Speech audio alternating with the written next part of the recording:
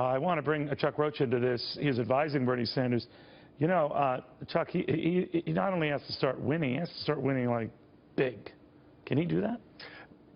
He can, and there's some big states, Neil, still up. Now, California's still out, New York's still up, and there's still a lot of voting. Here in Arizona, where I am right now, there's still people standing in line. And I want to make mention that you mentioned it earlier. I've been going around to polling places all day, and this is some of the longest lines I've ever seen. We had a woman come into office a while ago who's been standing in line for 2.5 hours. Now, Democrats and Republicans are both there, but this, I don't know who it's going to benefit, but there's a lot of people in Arizona going to the polls. So you don't think that's just a disproportionate number of Republicans? I do. As a political consultant, being very frank, there's a lot of Republicans going to the poll. And so let's Bernie talk might about have nothing to do with it. Wouldn't that be a killer for you? It may not. Also, Yeah. there's 500,000 mail-in ballots that's already been sent in, just so you can make the viewers aware tonight that part of the tally that we'll see immediately is 500,000 people who've already sent in their ballot. There were 900,000 sent in, so over half of them, which is not something that's commonly done, has already been sent back. You're right about that. At 10 p.m. when we do get that, because the polls close at 9, but then they close an hour later or something like that to make it official. But within a nanosecond, those early voting results are in. And that could tip the hand, see what's going on.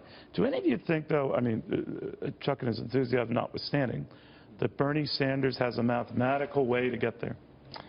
You know, with all deference to Chuck, and by the way, I want to say Chuck it's good to see an honest broker watching those lines. We appreciate your candor.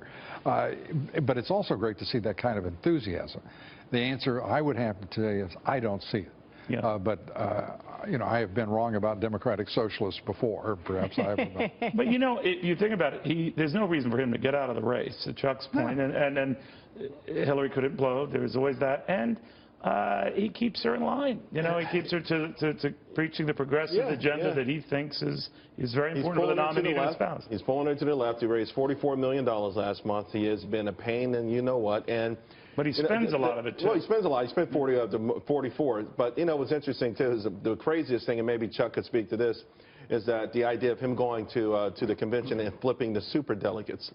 Okay. Well, he could. I mean, they flipped before, right, Chuck? I mean, they flipped for then Senator Barack Obama when Hillary Clinton had virtually all of them. And bit by bit, result by result, we got to the Midwestern states. I remember they all peeled off and went to. Is that the kind of thing that you're looking for here?